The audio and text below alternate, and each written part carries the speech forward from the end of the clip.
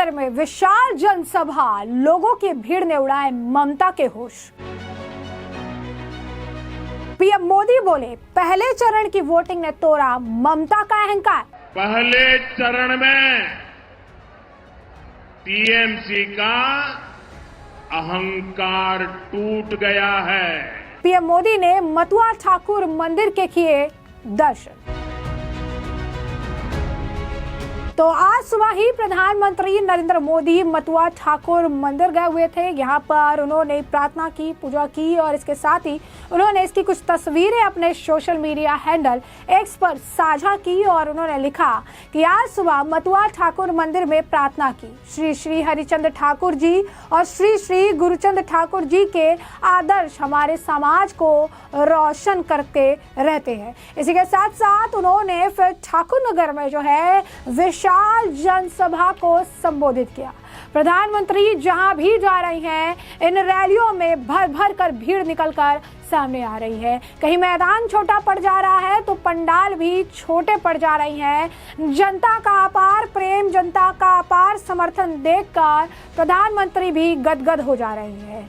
PM Modi भी देख रही हैं कि बंगाल के हर कोने से प्रधानमंत्री के लिए वही प्रेम, वही समर्पण, वही आप कह सकते हैं कि जो लोगों की निगाहें, जो उम्मीद है वो उनसे नजर आ रही है। बंगाल की जनता बढ़ चढ़ कर सामने आ रही है प्रधानमंत्री को देखने के लिए, सुनने के लिए। और ये विशाल जनसभाएं, ये बड़े बड़े रोड शो, इसमें उमड़ती भीड़ प्रधानमंत्री के लिए आम जनता का समर्पण, प्रेम और उनके प्रति श्रद्धा को व्यक्त कर रहा है, जो ममता बनर्जी और तृणमूल के कांग्रेस के खेमे के लिए एक अच्छी खबर नहीं है। पहले चरण में रिकॉर्ड तोड़ मतदान हुए, 93% से ज्यादा मतदान देखने के लिए मिले और इस मतदान को लेकर भी पीएम मोदी ने इस जनसभा में टिप्पणी कर दी और इसे पलटानो दरकार के साथ साथ जो है बंगाल में बदलाव की लहर करार दे दिया। उन्होंने बताया कि कैसे अब दूसरे चरण की वोटिंग में ऐसा वोट करना है कि तृणमूल कांग्रेस को बंगाल से साफ कर दिया जाए। पश्चिम बंगाल के दूसरे चरण के लिए जो आप कह सकते हैं 29 अप्रैल को वोटिंग होगी।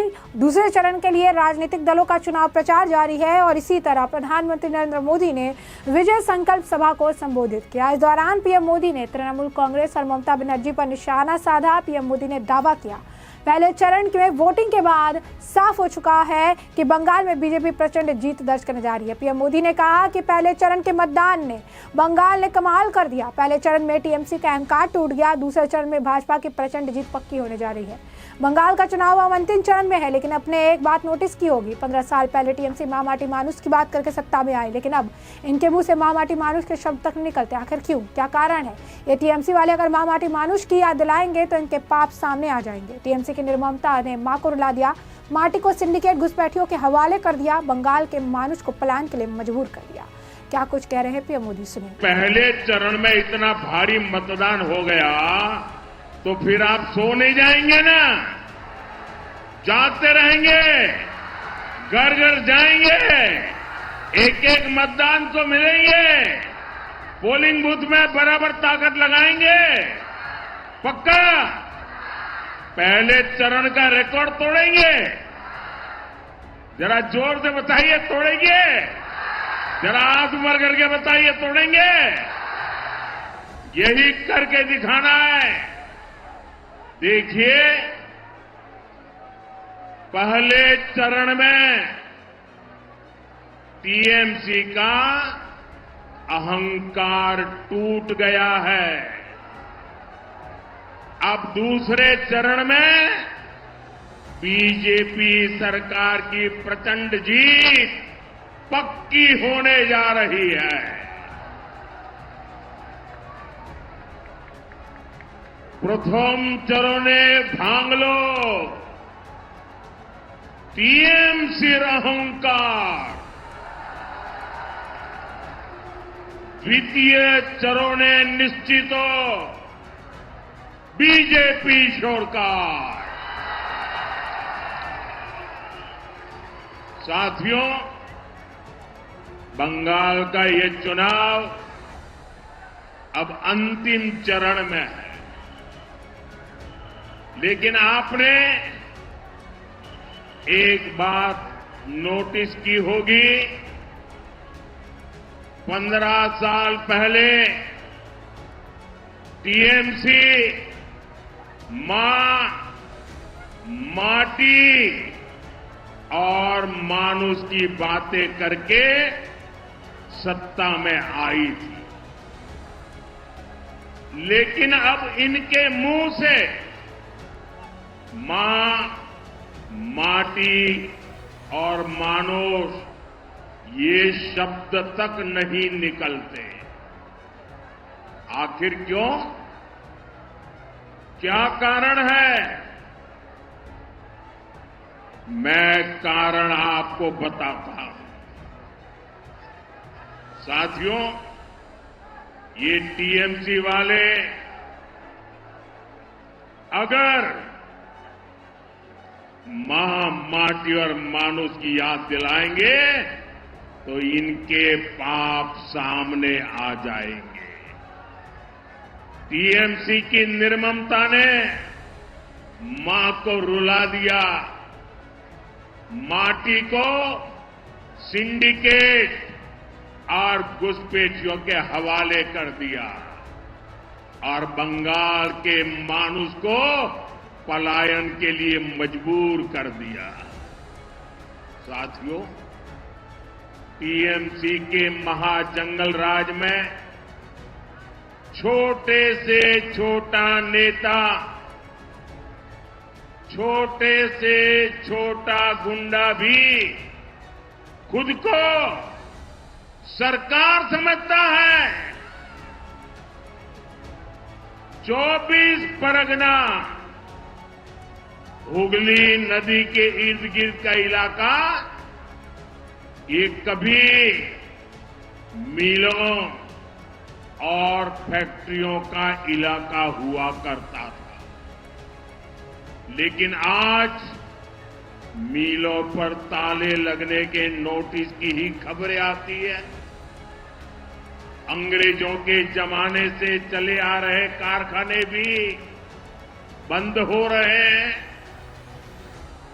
बोनगांव से बैरकपुर तक अनेक जूट मिले, अनेक फैक्ट्रियां 15 साल में बंद हुई है। सिर्फ एक ही फैक्ट्री, एक ही दुकान फली फूली है और ये दुकान है सिंडिकेट की कटमनी और कमीशनखोरी। मिलों की जमीन पर कब्जे की, किसानों को बर्बाद और तबाह करने की, ऐसी सरकार को यहां से जाना ही होगा। ऐसी सरकार को हटाना ही होगा। इसलिए बंगाल का एक ही नारा है, एक ही निर्णय है, पलटानो दरकार, पलटानो दरकार, पलटानो दरकार। साथियों, बंगाल के पास सब कुछ है। बंगाल के लोगों के पास सामर्थ्य भी भरपूर है। इसलिए बंगाल फिर से देश का नंबर 1 राज्य बन सकता है।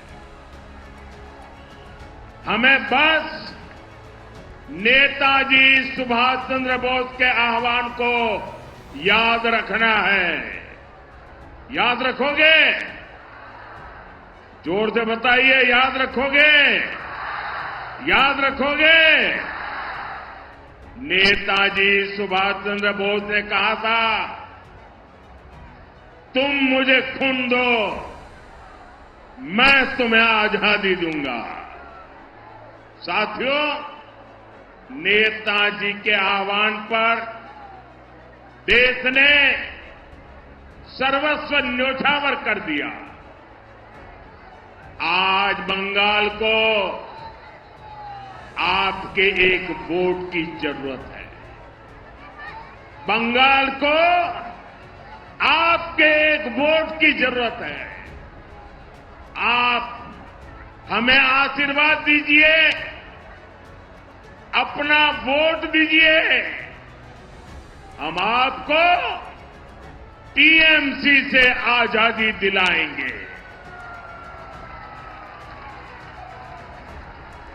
आजादी टीएमसी के महाजंगल राज से, आजादी टीएमसी के भय से, आजादी टीएमसी के भ्रष्टाचार से, आजादी बेटियों पर अत्याचार से, आजादी बेकारी और बेरोजगारी से, आजादी लूटती भर्ती परीक्षा से, आजादी घुसपैठियों के कब्जे से, आजादी दंगाइयों और मस्तानों से।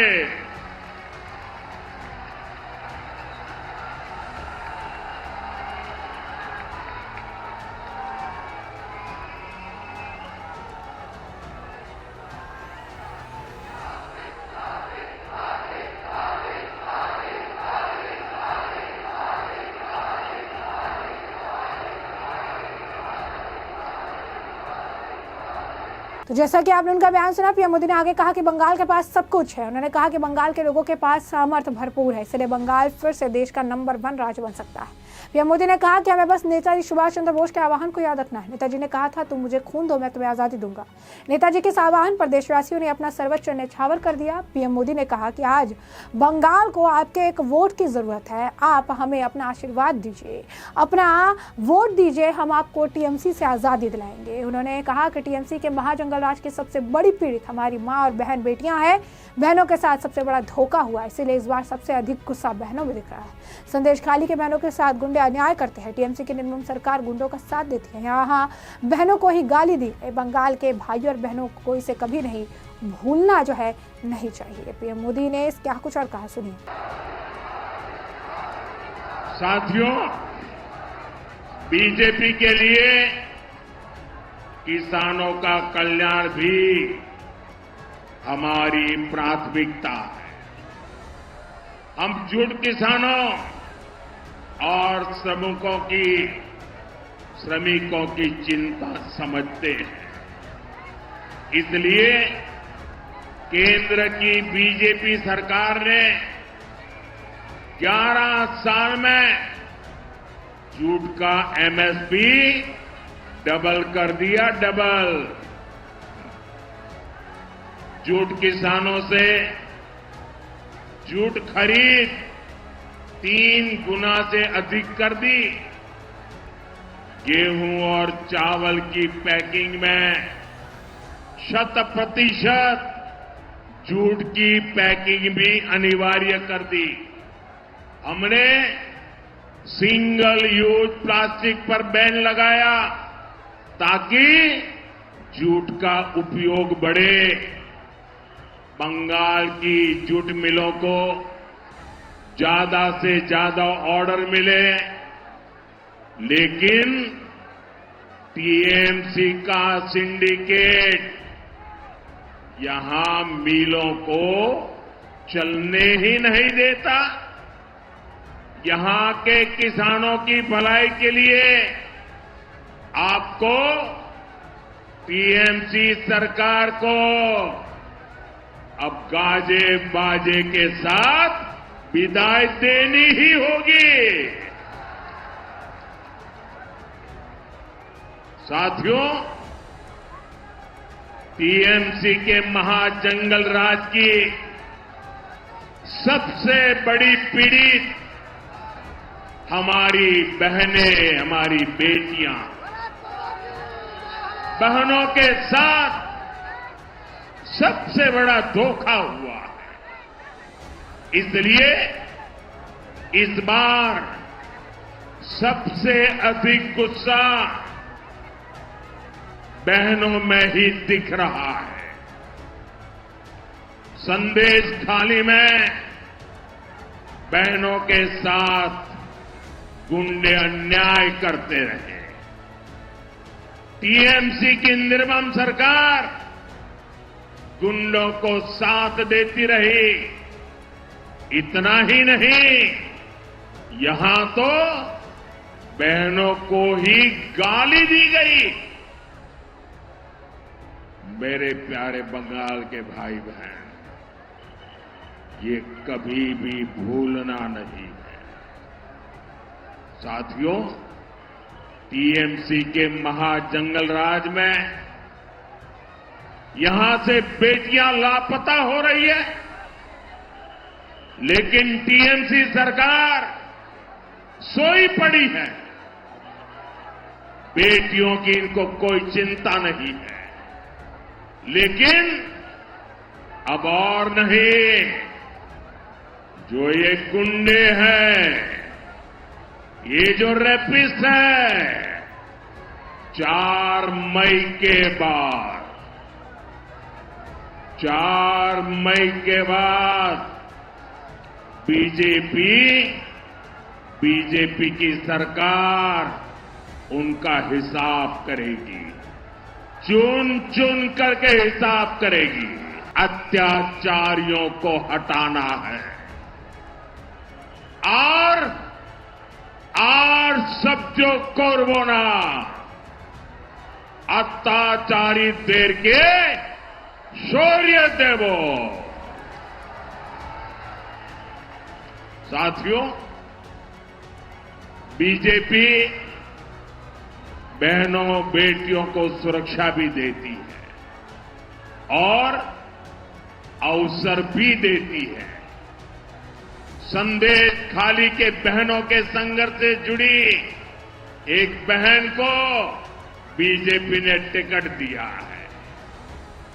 आरजी कार में जिस बेटी की हत्या हुई, उस डॉक्टर बेटी की मां को बीजेपी ने अपना उम्मीदवार बनाया है। ये बंगाल की बेटियों की सुरक्षा के प्रति बीजेपी के कमिटमेंट का प्रमाण है। तो जैसा कि आप लोगों का बयान सुना, उन्होंने कहा टीएमसी के महाजंगल राज में बेटियां लापता हो रही है, यहाँ टीएमसी सरकार सोई पड़ी है। उन्होंने कहा कि अब और नहीं, 4 मई के बाद भाजपा की सरकार इन गुंडों को चुन चुन कर हिसाब लेगी। उन्होंने कहा कि इससे हम आज़ादी दिलाएंगे, इनके इस गुंडा राज से जो है आज़ादी दिलाएंगे। हम जो है यहाँ पर अंधकार से आज़ादी दिलाएंगे, जंगल राज से, सिंडिकेट से आज़ादी दिलाएंगे। क्या कुछ और कह रहे हैं पीएम मोदी? सुनिए। अभी टीएमसी के सिंडिकेट ने यहाँ स्पोर्ट्स इकोसिस्टम को भी तबाह करके रखा है। कोलकाता में कुछ महीने पहले जो कुछ हुआ, दुनिया भर के फुटबॉल प्रेमियों तक जैसी तस्वीरें पहुंची, वो महाजंगल राज का ही परिणाम था। मैं बंगाल के सभी खिलाड़ियों को भरोसा देता हूं, खेलो इंडिया अभियान के तहत बंगाल में नया स्पोर्ट्स इकोसिस्टम तैयार किया जाएगा। साथियों, जैसे गंगा जी का उद्गम स्थल गंगोत्री है, वैसे ही बीजेपी का उद्गम स्रोत जनसंघ है और जनसंघ का उद्गम बंगाल से हुआ है। पहले लोकसभा चुनाव में बंगाल ने जनसंघ का खाता खोला था।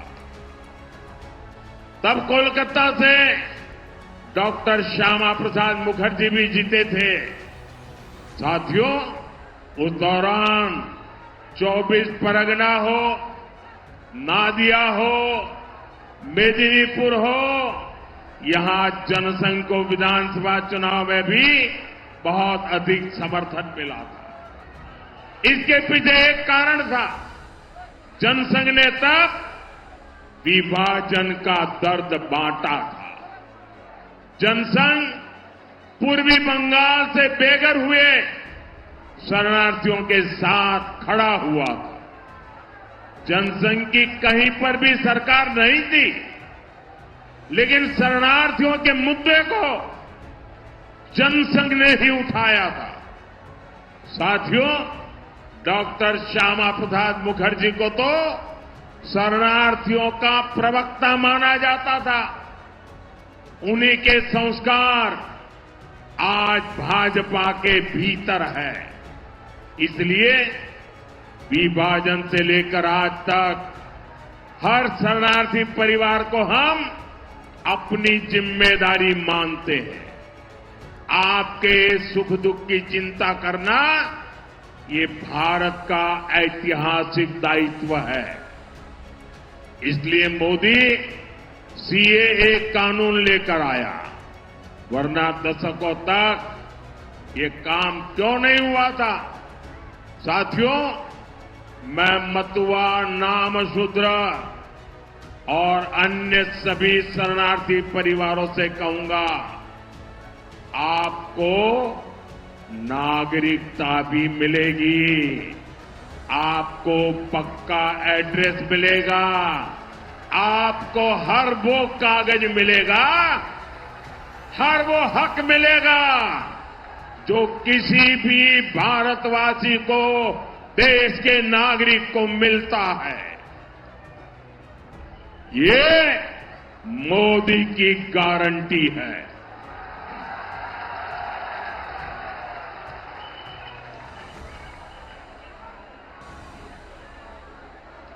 लेकिन साथियों, आपको टीएमसी के झूठ से बहुत सावधान रहना है।